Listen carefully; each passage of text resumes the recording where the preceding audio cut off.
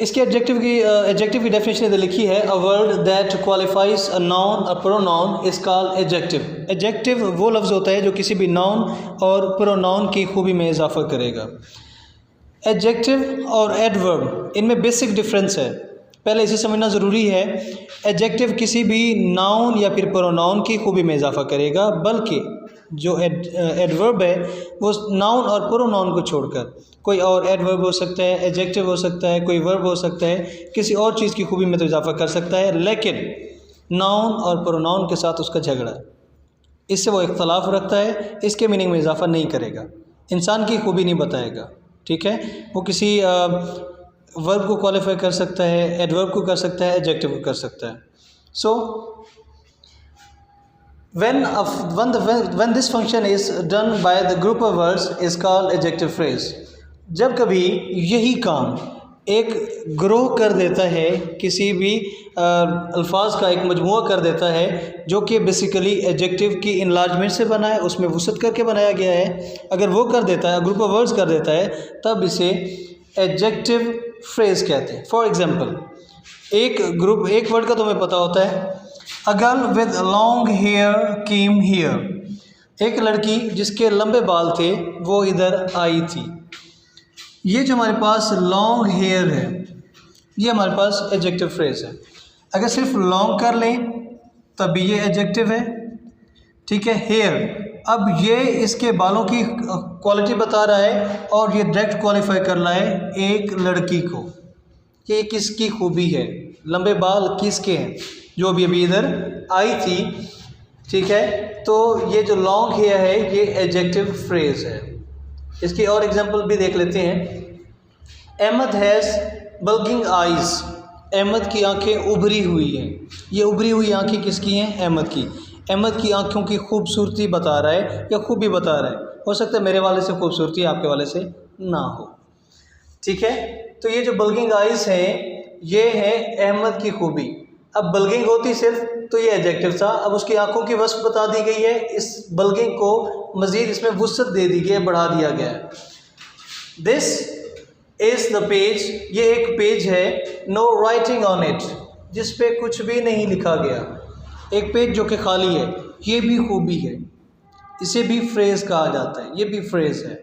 इस तरह से बहुत से वर्ड्स या फिर इस तरह से बहुत से ग्रुप ऑफ वर्ड्स दोस्तों आप लोग डेली कन्वर्सेशन में यूज़ करते होंगे, आपको आइडिया नहीं होगा, तो उम्मीद करता हूँ अब से आपको ये बात समझ आई होगी कि एडजेक्टिव और एडजेक्टिव फ्रेज में क्या डिफरेंस है। एडजेक्टिव एक अकेला लफ्ज़ होता है और एडजेक्टिव फ्रेज एक से ज़्यादा लफ्ज़ होते हैं।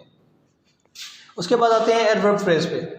When a group of words qualifies an adjective, adverb और verb except noun and pronoun is called adverb phrase. Adverbial phrase तब होगी अगर वो हर एक की खूबी में इजाफा कर सकता है, सिर्फ और सिर्फ नाउन और प्रोनाउन को छोड़ के, इनके एक्सेप्ट करेगा, इनके खिलाफ है ये।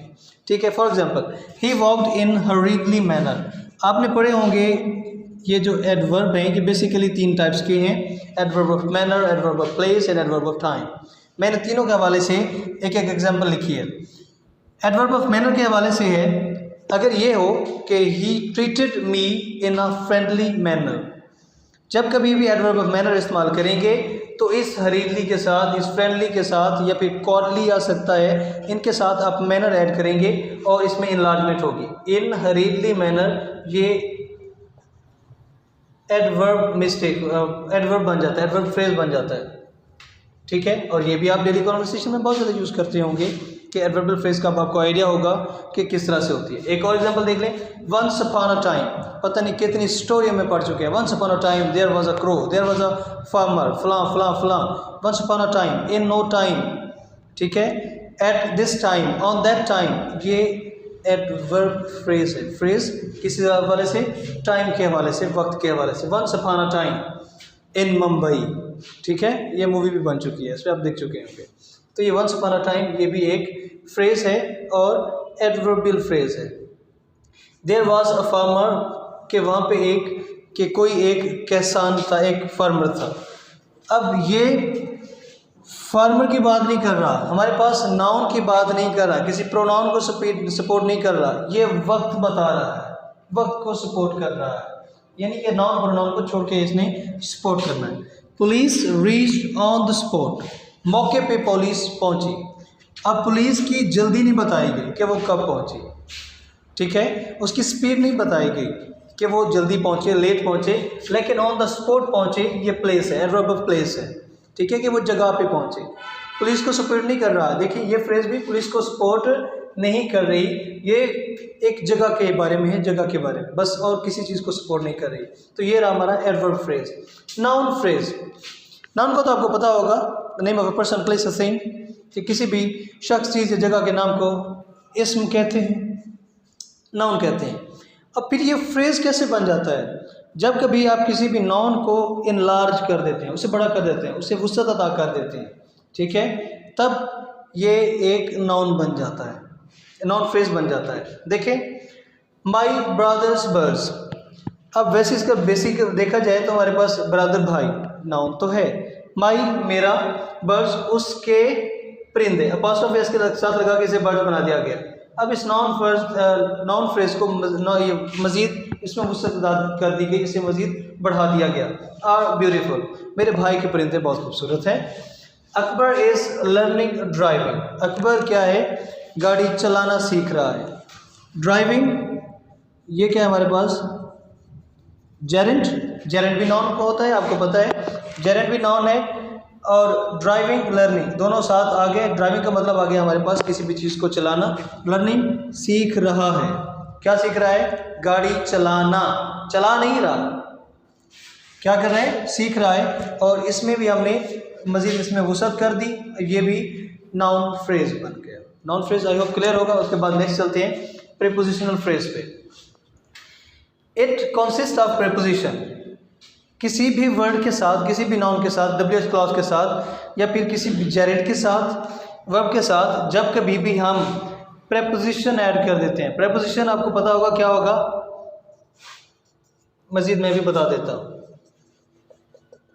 प्रीपोजिशन का बेसिक, प्री का मतलब होता है बिफोर, पोजीशन किसी भी प्लेस, किसी भी नाउन, किसी भी चीज़ से पहले जब इस्तेमाल होता है तो उसे प्रीपोजिशन कहा जाता है। In, on, at, under, beneath, above, below, ये सारे आप पढ़ चुके होंगे। सिंस, फॉर, बहुत ज़्यादा प्रीपोजिशन है, और इनके बगैर भी सेंटेंस अधूरा ही रह जाता है। ये किसी भी नाउन से पहले इस्तेमाल होते हैं और उसका ताल्लुक पूरे बाकी जो सेंटेंस है उसके साथ जोड़ देते हैं, that is known as prepositional phrase.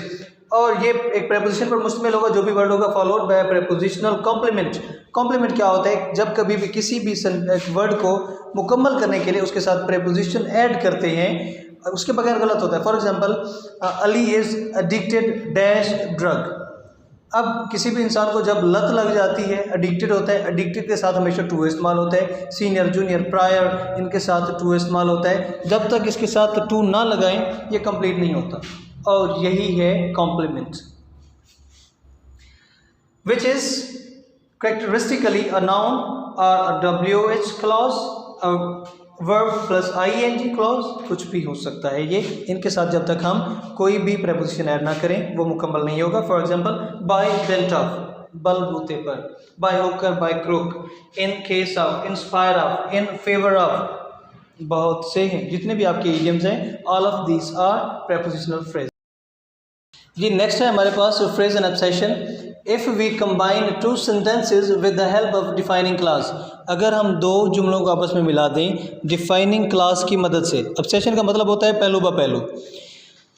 अब डिफाइनिंग क्लास क्या होती है? एक क्लॉज हमेशा ऐसी होती है किसी भी सेंटेंस में जो किसी दूसरी क्लास की, अब एक ही सेंटेंस में मैंने बताया था एक से ज़्यादा क्लॉजेस हो सकती हैं, ठीक है। और जब कभी हम दो थॉट्स को आपस में मिला रहे होते हैं तो एक ख्याल उनमें ऐसा भी होता है जो दूसरे पे डिपेंड करता है, उसका इन्हिसार दूसरे पे होता है। जब तक दूसरा पहले वाले के बारे में ना बताए या पहला वाला दूसरे वाले की तारीफ़ ना करे, दोनों एक दूसरे का मीनिंग कंप्लीट नहीं देते।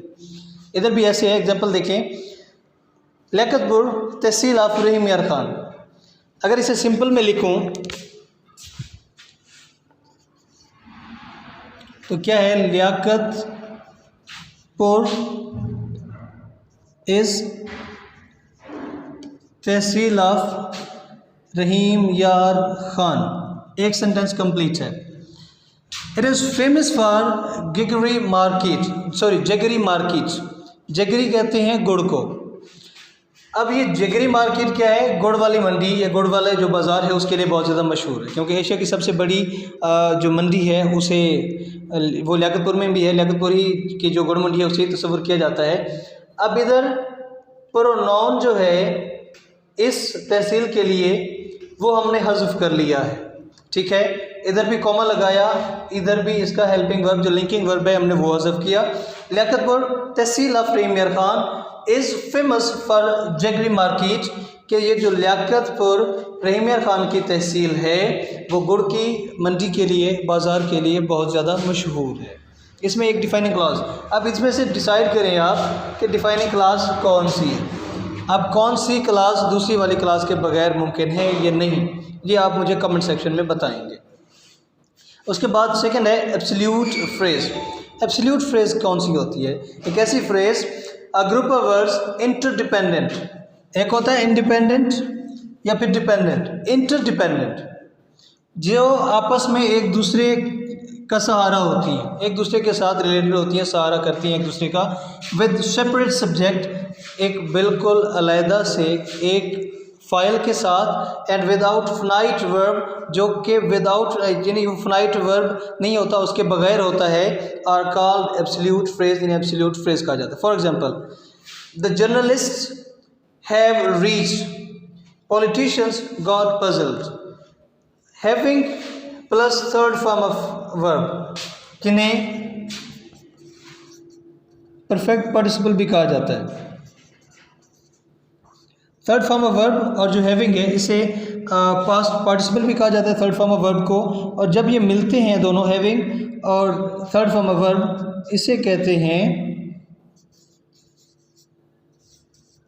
Perfect participle. इसमें जैसे इसमें सेंस मिलेगा ये होगा होते ही, करते ही। इसकी स्ट्रक्चर में हमें यही चीज़ बहुत मिलेगी कि फ़लाँ काम होते ही। अब इसमें सेपरेट सब्जेक्ट भी तो हो सकता है। The journalist have arrived, the politician got puzzle. Politician separate है, जर्नलिस्ट सेपरेट है, इनके सब्जेक्ट हो गए हमारे पास दोनों के दोनों सेपरेट, मुख्तलिफ हो गए। ये हमारे पास सब्जेक्ट 1 हो गया, ये हमारे पास सब्जेक्ट 2 हो गया। अब दोनों डिफरेंट हैं, लेकिन इधर कॉमन ही लगाया गया, इन दो थॉट्स को बिल्कुल अलग नहीं किया गया, इन्हें एक दूसरे पर डिपेंड कर दिया गया है। इस चीज़ को कहते हैं इंटरडिपेंडेंट। ठीक हो गया। द जर्नलिस्ट हैविंग रीच, जो साफ़ी हैं उनके पहुंचते ही, politicians got puzzled, politician bewildered हो गए, बुखला गए, हड़बड़ी में आ गए। I hope you would like this video. अल्लाह हाफ़िज़।